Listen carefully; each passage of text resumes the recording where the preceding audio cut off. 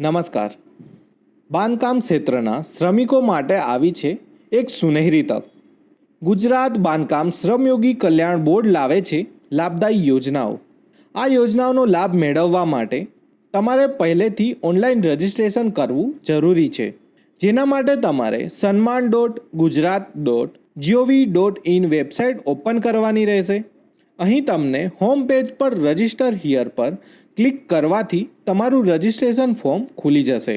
આ ફોર્મમાં શ્રમયોગી તરીકે તમારો આધાર કાર્ડ નંબર અને નિર્માણ કાર્ડ નંબર લખીને ફેચ બટન પર ક્લિક કરવાથી તમારી વિગત ઓટોમેટિક ભરાઈ જશે અને બાકીની વિગતો માટે ફોર્મ ખુલશે.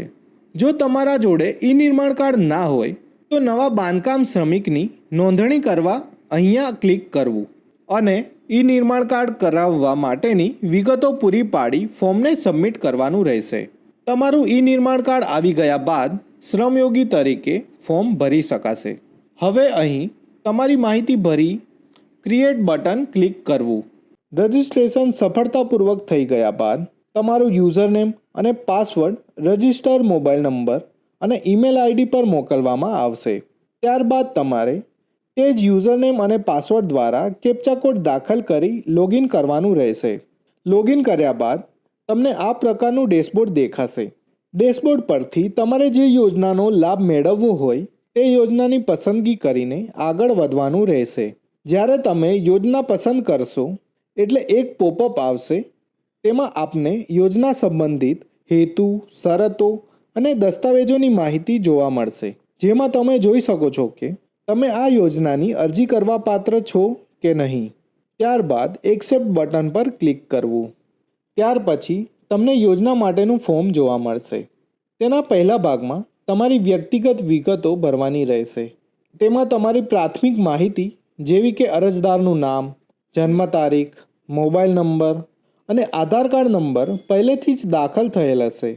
યોજના મુજબ શ્રમયોગી કે તેમના આશ્રિતોની જરૂરી વ્યક્તિગત વિગતો ભરીને નીચે આપેલ સેવ બટન પર ક્લિક કરશો એટલે યોજનાની વિગતો ભરવાનો ભાગ આવશે. તેમાં તમારે યોજના મુજબની માંગેલ માહિતી ભરીને સેવ બટન પર ક્લિક કરવું. ત્યાર પછી તમારી સામે આવશે દસ્તાવેજની વિગતો ભરવાનું પેજ.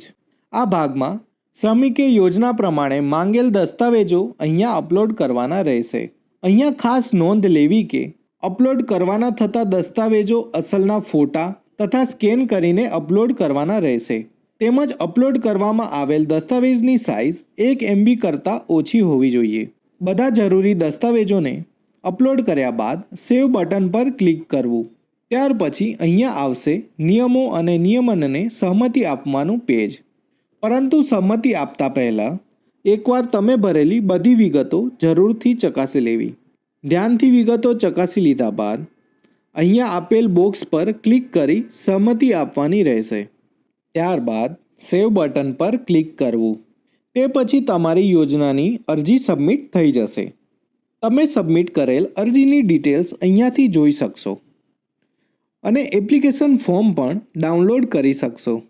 અને જો તમે કરેલ યોજનાની અરજી રદ કરવી હોય તો અહીંયા આપેલ વિડ્રોવલ એપ્લિકેશન ટેબમાંથી જે અરજી રદ કરવી છે તેને ક્લિક કરી રિમાર્ક્સ લખીને સબમિટ કરવાથી તમારી અરજી વિડ્રો થઈ જશે.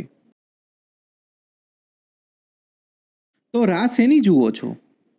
આજે જ રજિસ્ટ્રેશન કરો અને તમારું અને તમારા પરિવારનું ભવિષ્ય સુરક્ષિત બનાવો.